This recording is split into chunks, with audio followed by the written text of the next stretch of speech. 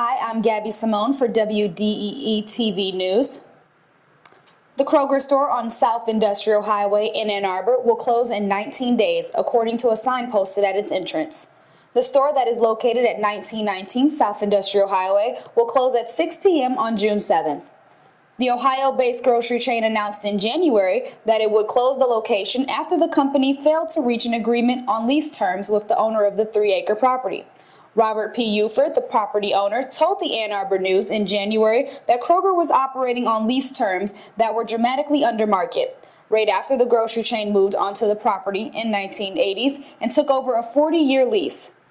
Kroger took over the 30,000 square foot building from A&P.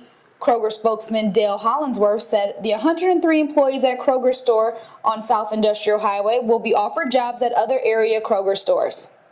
Once Kroger vacates the property, Colorado-based natural food store Lucky's Market plans to renovate the building before opening this fall. Lucky's Market is an affordable natural food store. Produce accounts for about 25% of the store, along with grocery items, a meat department with a full-service deli, wine and beer, and a healthy living section. Lucky's Market works with local farmers and businesses, and it also has its own organic farm in Boulder, Colorado. Next up, a report on a fire in Ann Arbor. Stay tuned.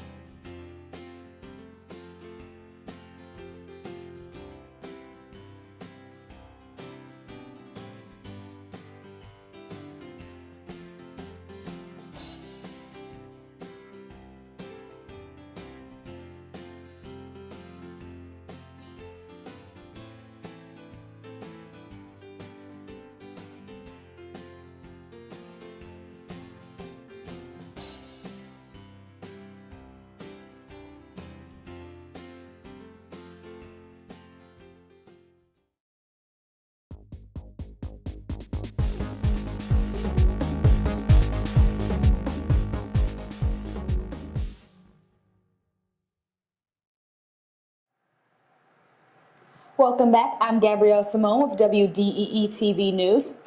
Ann Arbor firefighters responded to multiple calls early Tuesday morning reporting a house fire in the 1500 block of King George Boulevard, just off Packard Street. When they arrived about 1:30 a.m., they found one side of the home's attached garage on fire. Most of the fire was on the outside of the structure. A fire believed to have started from ashes in a trash can damaged a garage in Ann Arbor Tuesday morning, but firefighters were able to put it out before it spread to the attached house.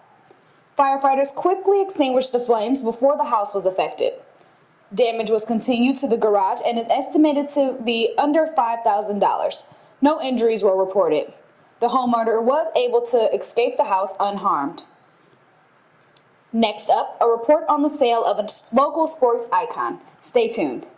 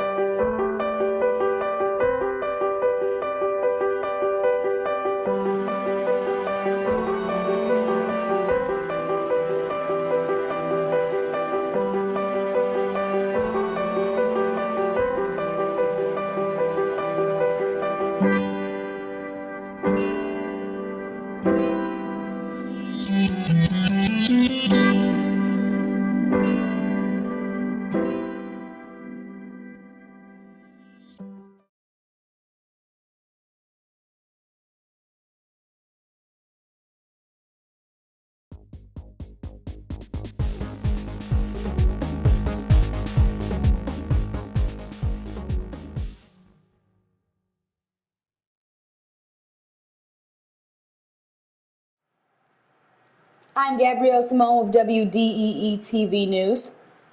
The Pontiac Silverdome owners are auctioning off everything as the historic stadium crumbles. A marvel of 1970s era engineering, the stadium covered by a 10-acre Teflon-covered roof supported by air once was the place to see big events. The Super Bowl, the NBA Finals, the World Cup, and WrestleMania. The Silverdome was the place Elvis, Led Zeppelin, and the Rolling Stones played. It's where Barry Sanders and Isaiah Thomas became Detroit sports legends. Nowadays, the 80,000-seat venue north of Detroit is a shell of its former self. The elements have wreaked havoc. Without electricity, the stadium's innards are dark and mold-infested. The Silverdome's current owner, an investment company that tried to revive interest by holding events such as soccer and boxing in recent years, is determined to cash in before it's too late, putting pretty much anything and everything inside up for auction starting on Wednesday. Among the 4,000 items available for bidding are pretzel warmers, a boxing ring, a Zamboni turf machine, flat-screen televisions, and scoreboards. A pre-auction sale of Silverdome seats is already underway. The Silverdome's auction also includes the old scoreboard used by the NBA's Pistons, as well as a section of the end zone turf used by the Lions before the NFL team moved to Ford Field in 2002. Triple Investment Group, which acquired a Silverdome for just over $500,000 in 2009, hasn't said what it intends to do with the structure. Next up, a report on the calculated weather effects of the upcoming summer. Stay tuned.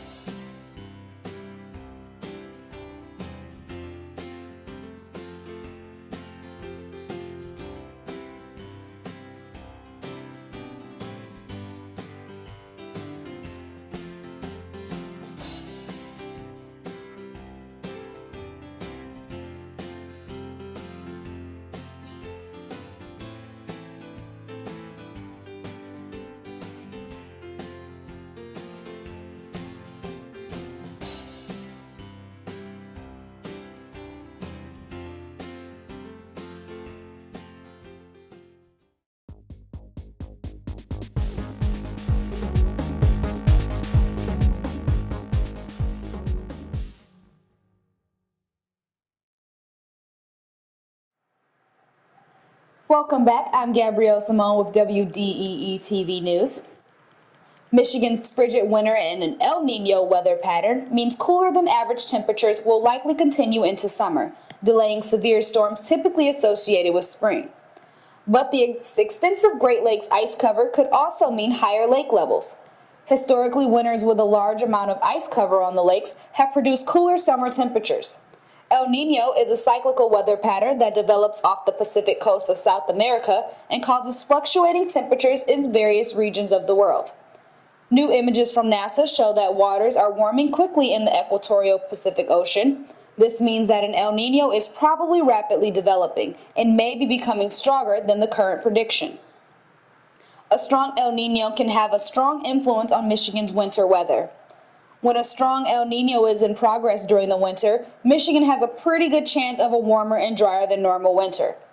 El Niño is developing like in 1997. How did this forecasting rule work out for the winter of 1997 through 1998? Michigan cities had anywhere between the second and fifth warmest winter on record. Do bear in mind that the 1997 through 1998 El Niño was one of the strongest in recorded history. So, if you are dreading the thought of next winter possibly being a repeat of this past winter here in Michigan, there is hope. Next up, a report on the upcoming Velvet Hammer Day celebration in Ypsilanti. Stay tuned.